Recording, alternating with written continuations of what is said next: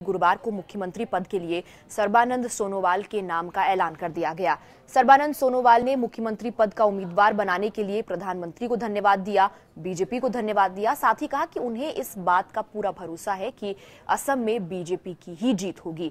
BJP नेता JP Nadda ने संसदीय बोर्ड की मीटिंग के बाद बताया कि बैठक में अलग अलग राज्यों में आने वाले विधानसभा चुनावों पर चर्चा की गई। पश्चिम बंगाल, असम, तमिलनाडु, केरल और पुडुचेरी में विधानसभा चुनाव होंगे।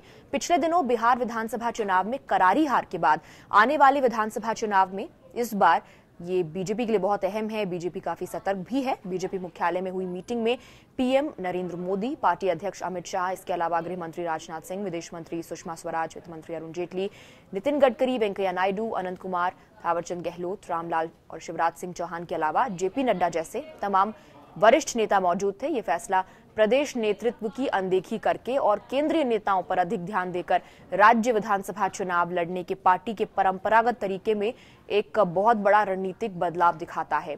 बिहार में इसी फॉर्मूले पर काम हुआ था और हार भी देखी थी बीजेपी ने। दिल्ली विधानसभा चुनाव में अंतिम समय में किरण बेदी को मुख्यमंत्री पद का दावेदार बनाया। इसके अलावा भाजपा ने पिछले कुछ सालों में राज्य विधानसभा चुनावों के लिए किसी नेता का नाम घोषित नहीं किया, बजाय इसके मोदी के नाम पर ही वोट मांगा था। लेकिन इस बार रणनीतिक बदलाव देखने को मिल रहा है। हाँ, उनके नेतृत्व में चुनाव लड़ा जाएगा। सोनोवाल जी हमारे चीफ मिनिस्टर कैंडिडेट होंगे। भारतीय जनता पार्टी असम में सरकार बना रही है और इसके लिए पूरी ताकत के साथ चुनाव लड़ रही है और सर्बानंद सोनोवाल जी के नेतृत्व में चुनाव इसीलिए लड़ा जाएगा। हमारे बीजेपी की जो state committee, district committee, mandal committee, panchayat committee, booth committee और सारे मरसा, एमपी, एमएलए सबको साथ लेकर हम असम की जनता की आशीर्वाद मांगेंगे, समर्थन मांगेंगे और हमारा पूरा विश्वास है कि सुशासन और डेवलपमेंट के सिलसिले में जनता अगली चुनाव में भारतीय जनता पार्टी को निश्चित रूप से सत्ता में लाएंगे। अकलमंदी भरा कदम है भाजपा का। उन्हें मालूम है आसाम में चुनाव में सफलता नहीं मिलेगी और उनका भरोसा दिल्ली और बिहार के बाद डगमगा गया है नरेंद्र मोदी जी का। बलि का बकरा आखिर चुनाव के बाद किसी को तो बनाना ही है, तो बेचारे सर्बानंद सोनोवाल आगे किए गए। ये मोदी जी के डगमगाते हुए आत्मविश्वास का चुनाव के पूर्व पराजय स्वीकार करने का एक शुक्रोक्ति के रूप में मैं इसे देखता हूं।